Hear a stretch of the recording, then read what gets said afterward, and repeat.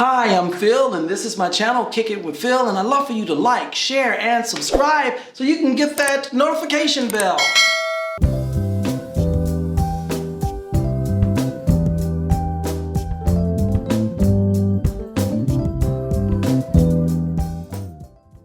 Hey, you guys, what's up? We're kicking it again, and I got this brother here. He's been an inspiration. He keeps me laughing and smiling. He's made his name, I guess, starting out in some amateur concert comedy clubs in Los Angeles, and now he's made a name for himself. Just give it up for Andre Mulligan. Thank you. How you doing? Thank you. What's up, man? What's elbow. up? Let's Yeah, elbow. yeah, There yeah. we go.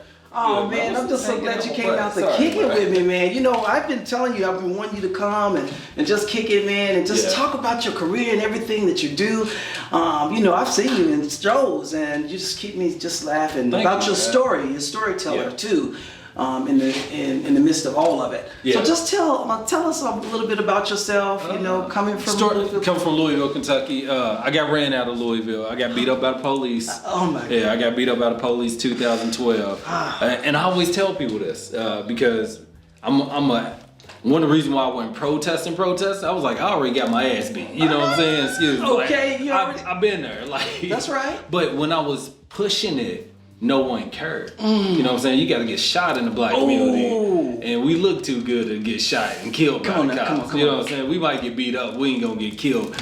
And it was crazy because if you go read my interview, I talk about how he put a knee in my back, a knee in my throat. You know what I'm saying? I couldn't breathe. Yeah. And it's troubling. So I was going through that, and the police was popping up over my house, like unexpected, just popping up in my house.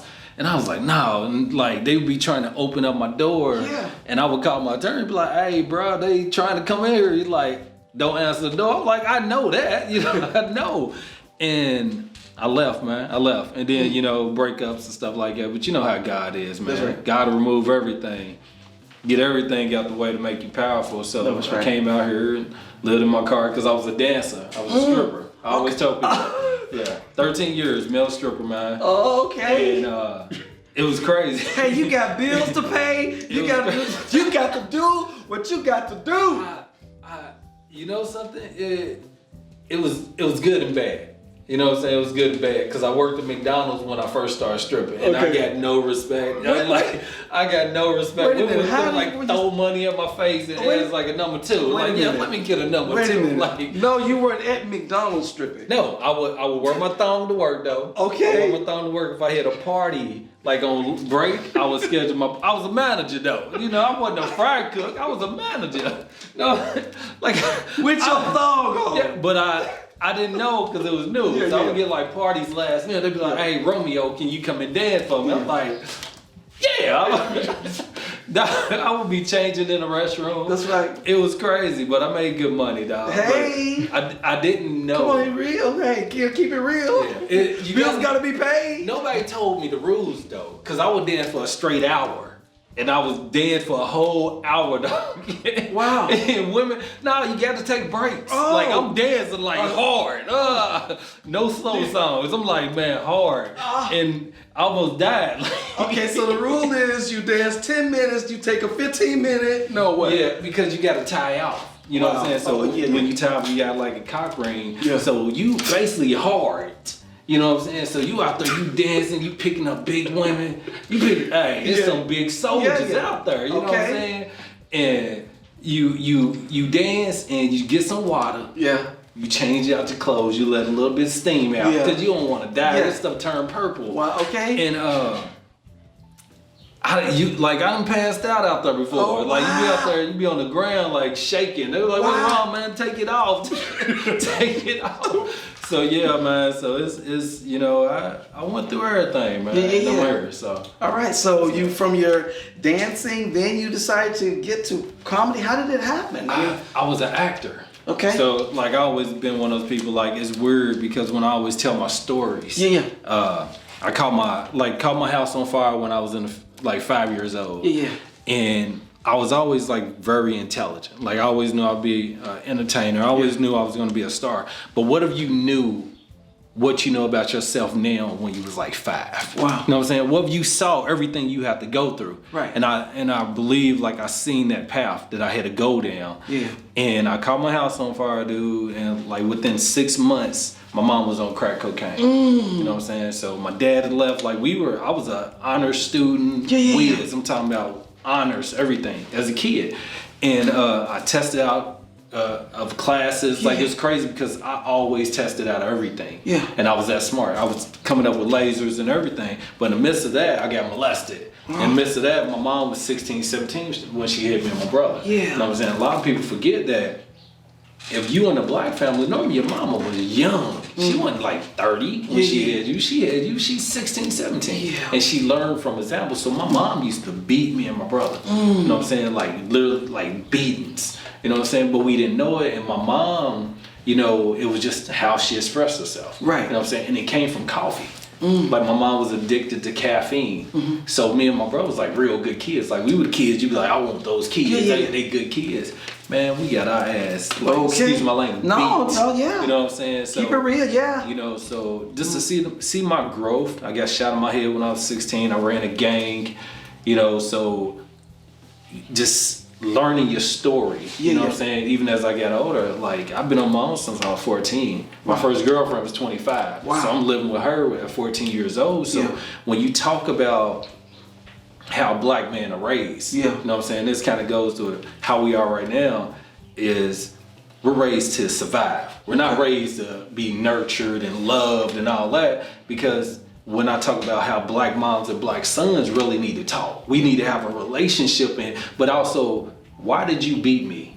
Why did you know, because if you think about your cousin, your brother, a lot of y'all got whooped. You know what I'm saying? You're like, dang, man, you like getting punched all the time. You can't cry, you can't do this. And then they wonder what's wrong with the black man. Wow. You know what I'm saying? So all that just makes me the person I am right now. So and you have to laugh it off, and that's why I probably started comedy. Wow, it's like a therapy. Yeah, it's very therapeutic, but some people are like afraid to express who they are. Yeah. And I think the only reason why I'm allowed to express who I am because I've been through everything. Yeah. What's the worst that can happen to me? You know what I'm saying? I've died so many times. I jumped in a pool when I was 4 years old and drowned. And he brought me back to life. Yeah. And that's why I always tell people, like, I see everything. Like, I'm one of those people who see threes. If you ever see a person, they always break things down in threes. They be like, look at that, it's 3, 3, 3. That's how I am. Wow. Like, I can look at something, I look at this, and I'll be like, okay, 1, 2, 3, Saturday, 3, 3, 3, 3. And by the time it gets to the end, it's 0. Wow. You know what I'm saying? And a lot of people were like,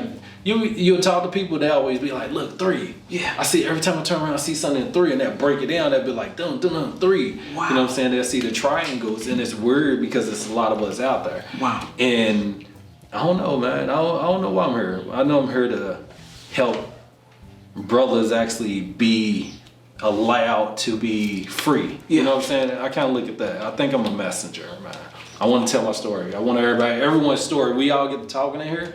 We all probably got the same stories. You know what I'm saying? You be like, damn, you got your finger caught in the door too? Your knee, you busted on it. We all got a story, you know what I'm saying? Well, you got some podcasts and things that you're producing. Tell us a little bit about those. I got 2 podcasts. I actually had 3. One was called Confessions of an Ex-Male Whore. So Confessions of an Ex-Male Whore.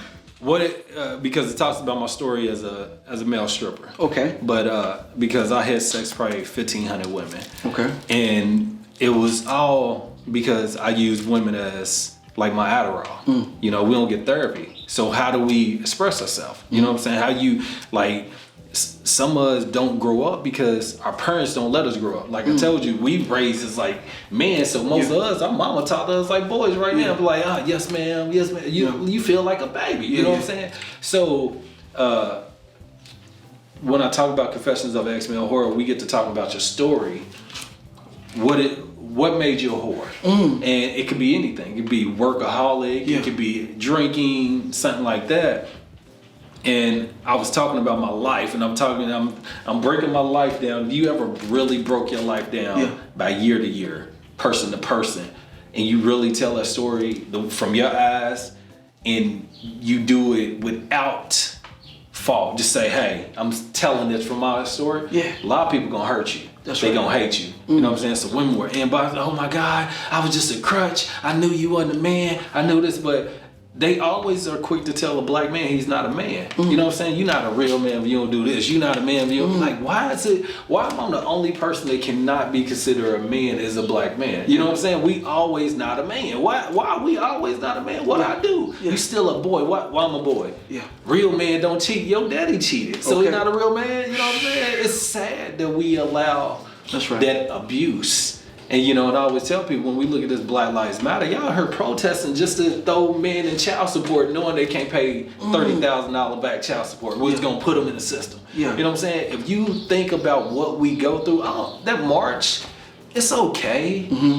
It's okay, but we've been knowing we've been getting shot and killed like that, but that's in their own home, the community. I understand the cops, they got the power, but what about us killing us? You know what I'm saying? But we can't have that, we can't talk about that yet. You know what I'm saying? We can't talk about why is it that black churches don't help with the unemployment in the black community or with the out of school programs. Why can't you open your door for kids to come and play, tutor without pushing religion on them? Just open the door for them. You're here getting free taxes anyway. And I'm like, if your taxes are, if your unemployment is up in your community, right, and you got a black church right there, whose fault is it? Is it the government or is it the churches?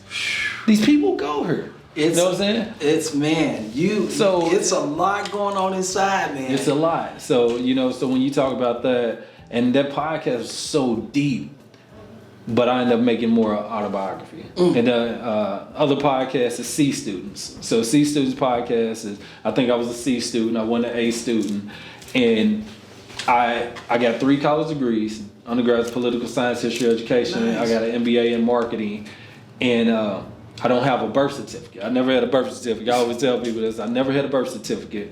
So I was trying to get a passport. So in part of going to get a passport, you had to go back and get like, you know, birth certificate information requirements like baptism sheet, medical records, school records, something like that. So there was a girl that I messed with at the school when I was back in high school. This white girl named Amanda. She worked in the birth, like the office, right? I ghosted her. We messed around, I ghosted her. So I go back to get my transcript and I never seen my transcript. Never seen it, I just forwarded it to colleges. I applied like 20 colleges, got into none. You know what I'm saying, coming out of high school, none. I had a 1.9 GPA. You can't graduate school with a 1.9 GPA. You know what I'm saying, which is crazy. She changed my actual grades. Changed my grades to make it to where I had, and I played sports my whole senior, freshman, sophomore. I played every sport. And you gotta be a C, you gotta at least be a C student, be eligible. That's 2.5 GPA. But my actual transcript was 1.9. So I started a podcast called C Students. But I love it. I love it, man. And then, we want to put the where you can find all the information. We'll make sure that we put it right here. Okay, thank you, man. I appreciate it. Now we gotta take a quick break, but I'm gonna ask you to do me a favor, and because we know you got your comedy and your storytelling, so we're gonna see if we can take a break and get you to come back and do a storytelling of a little, some comedy. It'll work, man. We'll be right back. It'll work, man. Thank you.